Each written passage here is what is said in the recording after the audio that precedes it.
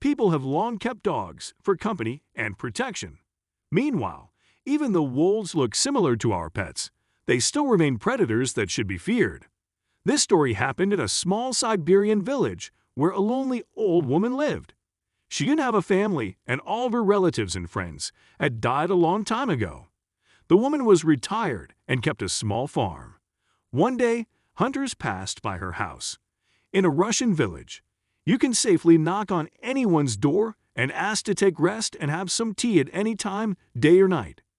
Paying for it with a conversation, tired men made their way to the village and knocked on the first home they saw, which belonged to the old lady. They brought along some prey from the forest, 3 little wolf cubs that were left without a mother. The men left early in the morning. They took 2 wolf cubs, leaving the third one behind. It was the weakest one, so they simply left it on the woman's porch. The little predators are very similar to ordinary yard dogs in childhood. So the old lady decided that it was someone's puppy who wandered into her yard, or maybe ran away from children. Since the owner never came for the puppy, the animal remained with her. The wolf looked like a dog, but he still had the soul of the forest hunter.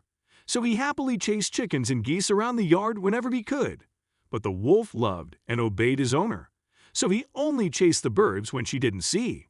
And if she did catch him red-handed, he pressed in his ears and crawled on his stomach, asking for forgiveness for his misbehavior.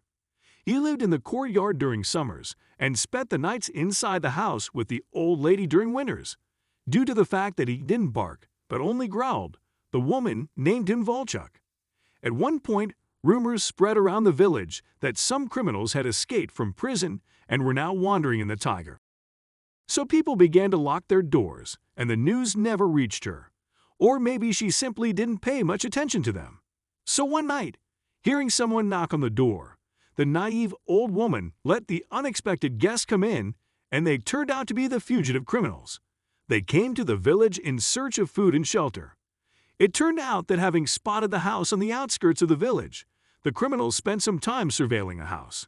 And only when they were confident that the woman lived alone and no one visited her did they decide to act.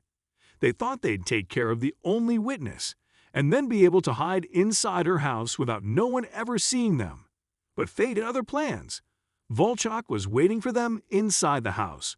Only now he turned into the true forest predator, baring his teeth and growling at the intruders, protecting his owner with his body. One of the criminals took out a knife and wanted to attack the animal, but he only managed to injure the wolf's paw. But Volchok showed his true face. He was so fierce that the uninvited guests had no doubt that he was a very dangerous predator. They chose to flee the scene, but they didn't get far. Local dogs all began to bark and howl so much that all the local men rushed out of their houses armed with guns. What could 3 emaciated fugitives do against an angry crowd of stout men? They were quickly caught and handed over to the police. Volchok recovered, but since the incident, he became even more wary of strangers. But he still loved and protected his owner just as before.